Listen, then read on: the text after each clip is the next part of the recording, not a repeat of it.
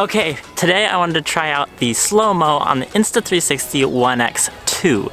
And to do this, I thought it would be fun to hook the camera on the end of a sword and chop some stuff up, like water balloons. So first we have to get this hooked on the end of the sword, and to do that, I have this 6-inch 1/4-20 bolt. I'm just gonna tape this to the end of the sword. Now our camera can thread right on the end of here.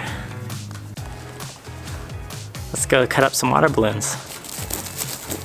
This is all gonna be filmed at 3K, 100 frames per second. I'm feeling it, I love it.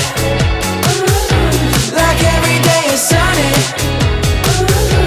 Turn it up to 100. And it just gets better.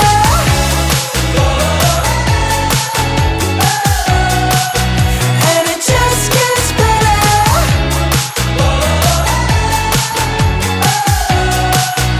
And it just gets better. I'm summer buzzing like it's caffeine. I'm fine, can nobody touch me. This next one, I'm gonna put a bunch of flour in it instead of water. Throw away all your umbrellas, 'cause I've chased the clouds away. Now I'm gonna try clamping the sword down, and then I can throw water balloons at the sword.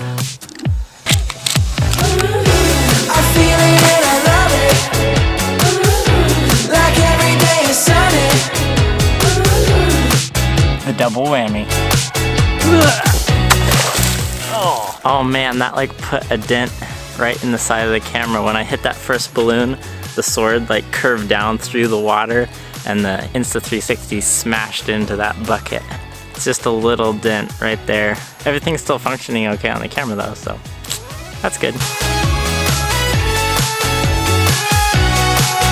And it just gets better. If you guys want an Insta360 One X2, there'll be links in the description below. You can head over to their website. If you liked this video, you might enjoy these videos as well, so go check those out.